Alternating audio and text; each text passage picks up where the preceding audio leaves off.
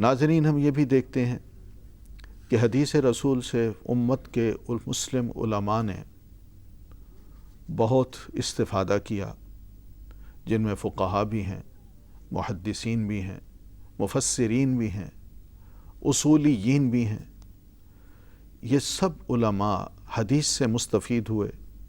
اللہ تعالیٰ نے ان سے جو کرنٹ ایشوز تھے اور جن کا حل نہ قرآن مجید کی آیات میں واضح تھا اور نہ حدیث رسول میں، ان کو اللہ تعالیٰ نے یہ توفیق دی کہ آیات یا احادیث کی روشنی میں استنباط کریں، ڈیڈیوس کریں، اجتہاد کریں۔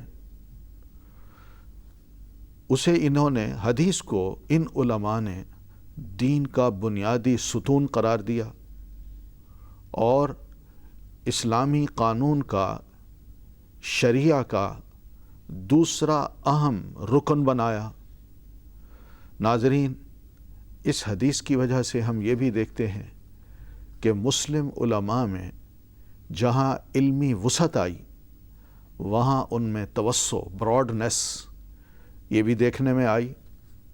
الحمدللہ، ہم کوئی بھی مسلم علماء کی کتاب پڑھیں تو انہوں نے اپنے سے پہلے علماء کے جو خیالات تھے، ویوز تھے، ان کا ذکر کیا اور ان سے اختلاف بھی کیا، اور پھر اپنی کتابوں میں بھی اس کا ذکر کر دیا۔ حتیٰ کہ استاد اور شاگرد کا جو اختلاف ہے، اس کو بھی اپنی کتابوں میں ذکر کیا۔ یہ وسعت تھی۔ اس توسع نے علم کی قدر علماء سے کروائی اور اس علم کی شان یہ بتائی کہ جتنا عالم صاحب علم ہوگا، جتنا اس کا وسیع علم ہوگا، اتنا وہ اس اختلاف کو علمی نام دے کے برداشت کرے گا اور توسع کا وہ قائل ہوگا کہ واقعی اس دین میں بڑی وسعت ہے۔ ناظرین،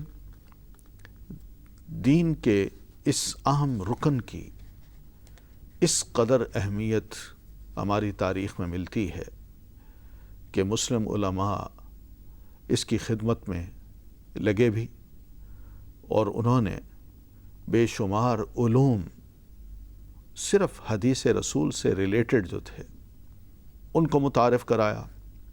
کچھ علماء نے 200 سے زائد اس کی قسمیں بتائیں، علوم جو اس علم کی، حدیث کی برانچز ہیں۔ کچھ علماء نے 200 سے زائد تک کی بتائیں،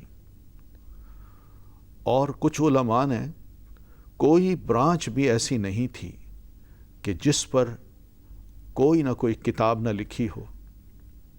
بے شمار کتابیں لکھی گئیں۔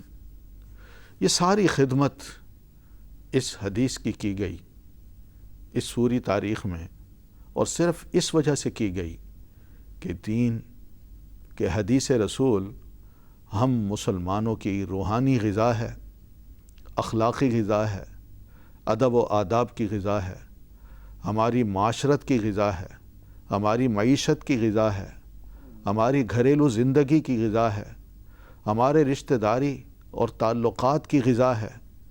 یہ سب چیزیں حدیث رسول سے ہی مسلم علماء کو ملی، اور مسلمانوں میں اس حدیث کی وجہ سے ایک ایسا کلچر ڈیولپ کیا گیا جس کو ہم کہہ سکتے ہیں اسلامی کلچر، اسلامی تہذیب۔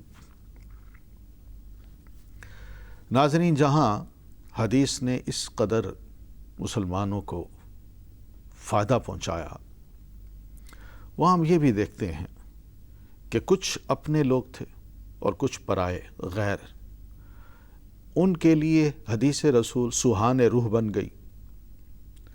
وہ اس کو برداشت نہ کر سکے۔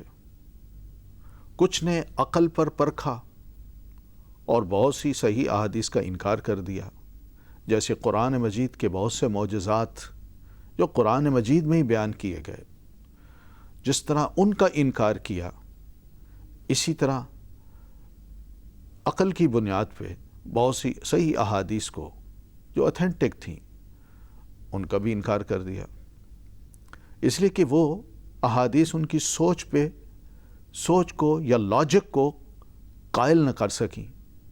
جبکہ حدیث کو ماننا ایمان کا حصہ ہے، وہاں عقل کو پیچھے رکھنا پڑتا ہے۔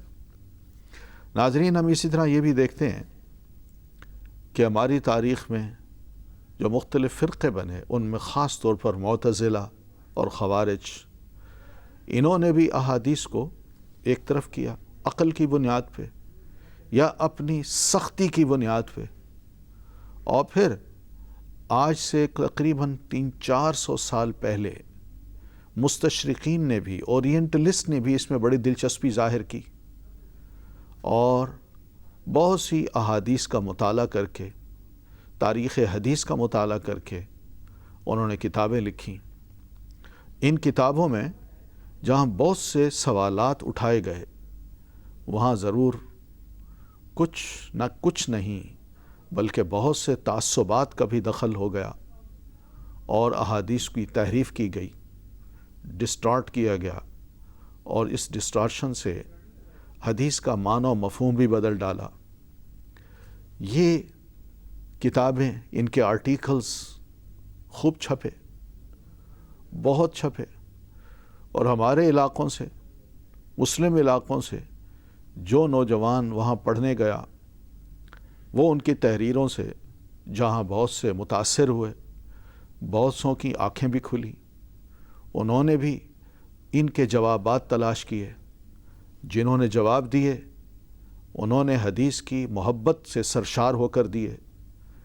ایمان ان کے دلوں میں تھا کہ اللہ کے رسول صلی اللہ علیہ وسلم کے اقوال اور آپ کے ارشادات اور آپ کے اسوہ حسنہ کا تحفظ ہم مسلمانوں نے کرنا ہے اور علمی بنیادوں پہ کرنا ہے۔ مگر کچھ ایسے بھی تھے جو بڑے متاثر ہوئے،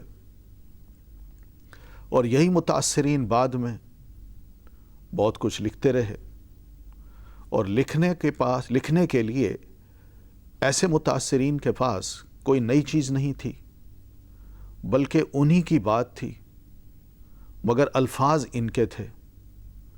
وہی چیزیں مختلف زبانوں میں پرنٹ کر دی گئیں، آرٹیکلز کی صورت میں، کتابوں کی صورت میں۔ تو یہ طریقے مختلف انداز سے حدیث کے بارے میں اپنائے گئے۔ ناظرین، اس اعتبار سے بھی حدیث کا مطالعہ بڑا دلچسپ ہوگا کہ لوگوں نے کیا اعتراضات اٹھائے، کہاں کہاں تبدیلی کی، کہاں معنی و مفہوم کو بدلا گیا، اور کہاں ناجائز سوالات اٹھائے گئے، کہاں بہت سی جھوٹی باتیں اور الزامات ان محدثین کرام پر عائد کر دیے گئے۔ یہ بڑی دلچسپی کا موضوع ہے، اور اس موضوع نے ہم جو مسلمان ہیں، ہماری تاریخ پر خاص طور پر جو مذاہب اربع ہیں، ان کو یہ راز بھی بتائے کہ مذاہب اربع بھی حدیث سے یکسر کنارہ کش نہیں ہو سکتے، بلکہ انہیں بھی کچھ نہ کچھ اپنے مذہب کے مطابق ایسے اصول بنانے پڑے کہ جس میں احادیث کو لیا بھی جائے اور اپنے اصولوں کے خلاف بھی کوئی بات نہ ہو۔ ناظرین، یہ بڑی دلچسپ چیز تھی، اور ہم کچھ عرصہ قبل سے یہ دیکھ رہے ہیں کہ حدیث چومکھی لڑائی لڑ رہی ہے، چاروں طرف سے، اندر سے بہت سے اعتراضات، سوالات سب اٹھائے جا رہے ہیں، بہت کچھ لکھا جا رہا ہے، اور حدیث بھی اپنی طرف سے اپنے آپ کو اپنے مقام پر ایک پہاڑ کی طرح جمائے ہوئے ہے، اور اس چومکھی لڑائی کا وہ جواب بھی دے رہی ہے۔ ناظرین، اس اعتبار سے حدیث کا مطالعہ بہت ہی دلچسپ مطالعہ ہے، اور ہمیں تھوڑا سا اپنی اس گفتگو میں اس مطالعے کو پیش کرنا ہے۔ انشاءاللہ ہم آئندہ گفتگو کریں گے۔ اس وقت تک کے لیے اجازت۔ السلام علیکم ورحمۃ اللہ وبرکاتہ۔